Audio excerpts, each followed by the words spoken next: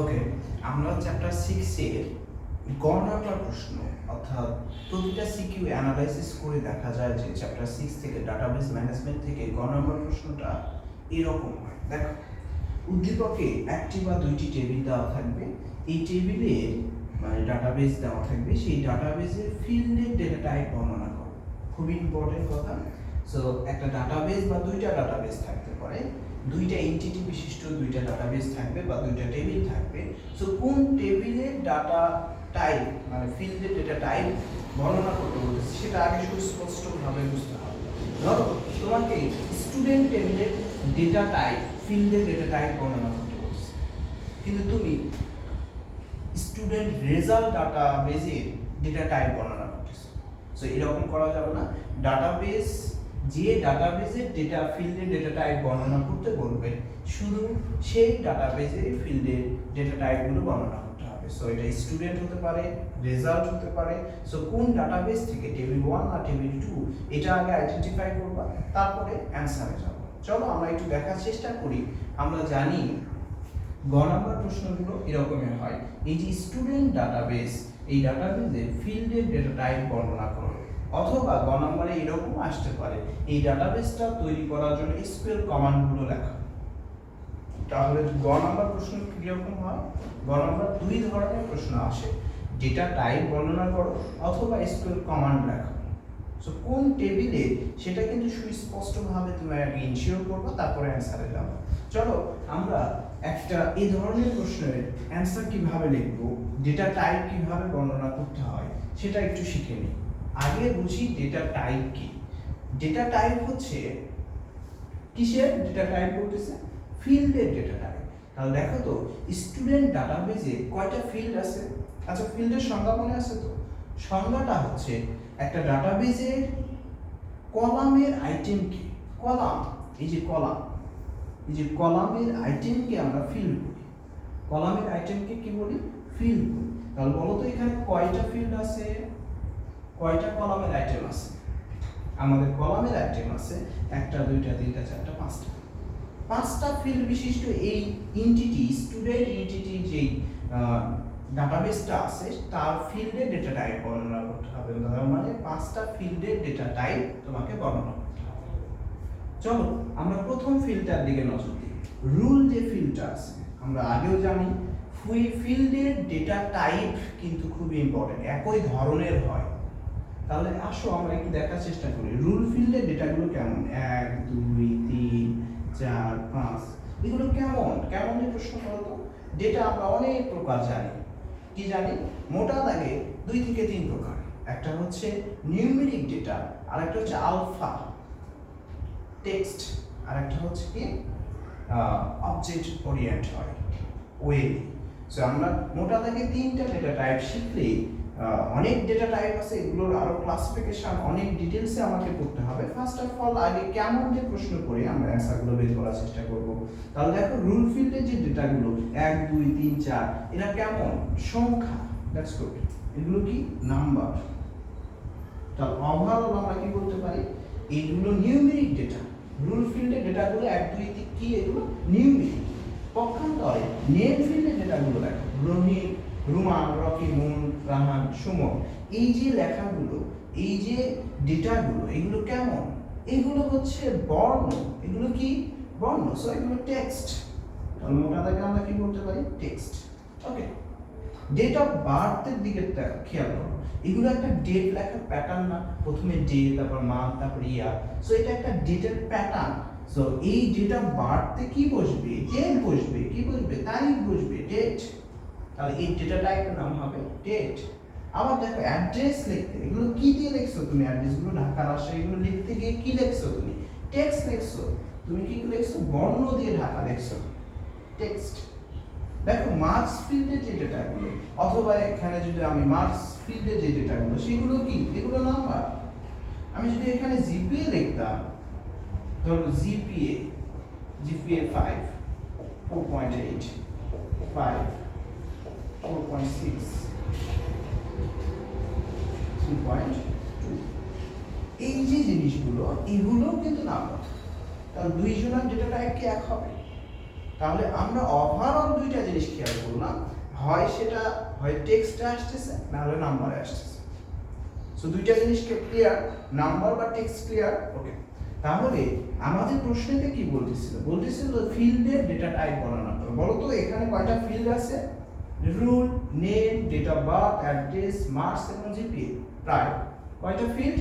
6টা ফিল্ড। কয়টা ফিল্ড আছে এখানে? 6টা। 6টা ফিল্ডের ডেটাগুলো কি তুমি আইডেন্টিফাই করতে পারছো? কেমন জিনিসগুলো সেগুলো বুঝতে পারছো? হ্যাঁ, এগুলো কোনগুলো নাম্বার, কোনগুলো আবার বর্ণ, কোনগুলো আবার তারিখ, এরকম।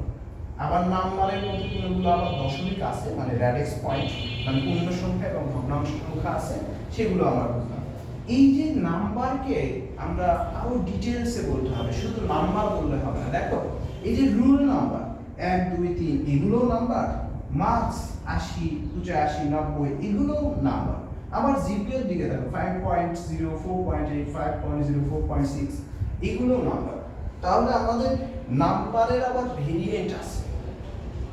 নাম্বার মোটা দাগে বেশ কত প্রকার, যেমন Real number, auto number, integer number, floating number. So আমাদের মোটা দাগে 2 প্রকার মনে রাখতে হবে।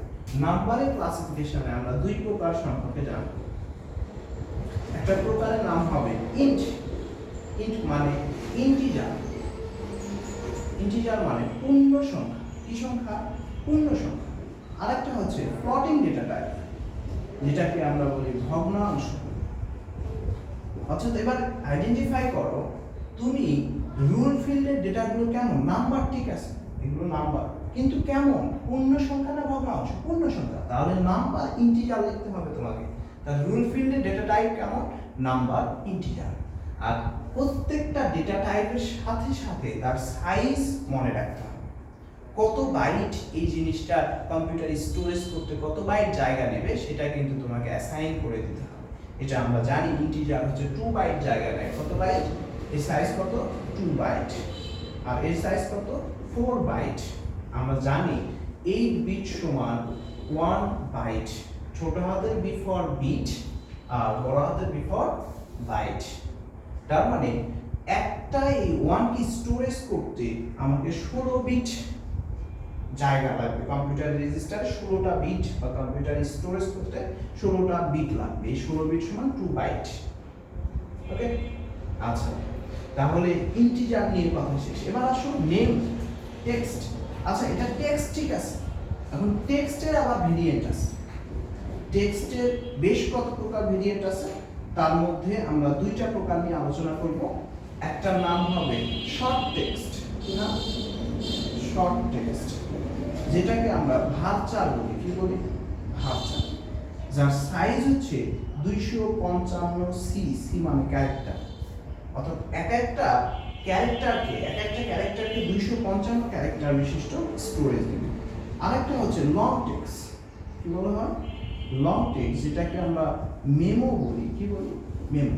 এটা প্রায় 255 আপ করতে হবে। এটা 2 জিবি, প্রায় 2 গিগাবাইট জায়গায় মেমো।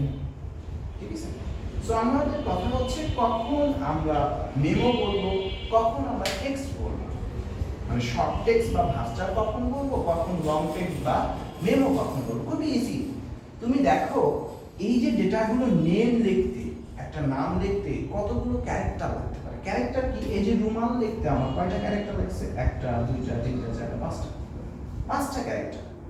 সো কোন একটা ফিল্ডের ডেটা যখন আমরা এন্ট্রি নিব, সেই এন্ট্রিতে যদি 255 ক্যারেক্টারের মধ্যেই থাকে, অর্থাৎ একটা ফিল্ডের হতে পারে অ্যাড্রেস, হতে পারে নেম, হতে পারে সামথিং কিছু, যেখানে আমার ডেটাটা এন্ট্রির সময় 255 ক্যারেক্টারের বেশি লাগবে না। অর্থাৎ 255 হলে হবে বা 255 নিচে থাকলে সেটার নাম হবে শর্ট টেক্সট। কি নাম? শর্ট টেক্সট বা ভার্চার। মনে থাকবে এই যে 255 ক্যারেক্টার। আর যে ফিল্ডগুলোর ধরো ওপিনিয়ন বা আমার কোনো রকম একটা মন্তব্য প্রকাশ করতে হবে, ধরো কোনো একটা ফিডব্যাক দিতে হবে, সেখানে অনেক বড় একটা বক্স থাকবে, সেখানে তুমি কয়েক লাইন লিখবে বা একটা প্যারাগ্রাফ লিখে ফেলবে, সেখানে তোমার 255টা ক্যারেক্টার দিয়ে ওই ফিল্ডটা ফুলফিল করা যাবে না। অর্থাৎ 255 ক্যারেক্টারের বেশি যখন লাগবে, লাইক রিমার্ক, অ্যাড্রেস, এগুলো লিখতে দেখা যাচ্ছে আমার 255 ক্যারেক্টারের বেশি লেগে যাবে। তখন আমাদের মেমো ডিক্লারেশন দিতে হবে। অর্থাৎ এখানে লং টেক্সট বা মেমো, যেটা প্রায় 2 GB জায়গা বা স্টোরেজ লাগবে সাইজ। ওকে, সো ওভারঅল বিষয়গুলো বুঝে ফেললাম আমরা। আরো অনেক রকম আমাদের ডেটা টাইপ আছে, সেগুলো নিয়েও আলোচনা করা যেতে পারে। এখন তোমরা খুব সহজে বুঝে ফেললা রুল ফিল্ডের ডেটা টাইপ কি, নাম্বার, ইন্টিজার। নাম্বার শুধু বললে হবে না, ইন্টিজার বলতে হবে। কেন বলো তো? ইন্টিজার এটা যে পূর্ণ সংখ্যা, তাই এটা কখনো ভগ্নাংশ হয়? রুল নাম্বার তারা দেখছো 7.5 রুল এরকম হয় না। তাহলে পূর্ণ সংখ্যার জন্য আমাকে ইন্টিজার বলতে হবে, যার সাইজ কত, 2 বাইট। নেম ফিল্ডে যে ডেটাটা আমরা, এটা টেক্সট, কি টেক্সট, শর্ট টেক্সট বা ভার্চার। কেন? এখানে 255 ক্যারেক্টারের মধ্যে সীমাবদ্ধ থাকবে। এখানে ডেট, এটা তারিখ, তারিখের প্যাটার্ন বোঝাবে তারিখ। অ্যাড্রেস লিখতে হবে, সেখানেও আমাদের শর্ট টেক্সট বা ভার্চার হবে। মার্কস লিখতে এটা নাম্বার, ইন্টিজার হবে। এটা ভগ্নাংশ হতে পারে, ফ্লোটিং হতে পারে, ইন ফিউচারে ফ্লোটিং আসতে পারে, কেউ 95.7 পাইতে পারে।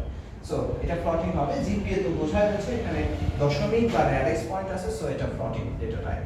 ওকে, তাহলে অ্যানসার গুলো কিভাবে লিখবা একটু র্যাপার করে আমি এই গ নাম্বার অ্যানসার কিভাবে দিতে হয় সেটা সুস্পষ্টভাবে তোমাদের লিখে দিচ্ছি। আমি একদম গয়ের অ্যানসার লিখে দিচ্ছি।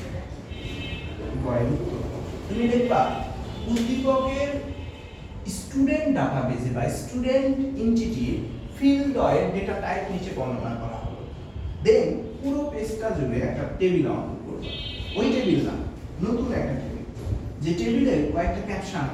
প্রথমে যেটা লিখতে হবে, এখানে লিখবা ডেটা টাইপ, ডেটা টাইপের টেবিল, নিচে চিত্রের মাধ্যমে বর্ণনা করা হলো। প্রথমে লিখবা ফিল্ডের নাম, কি লিখবা এই জায়গায়?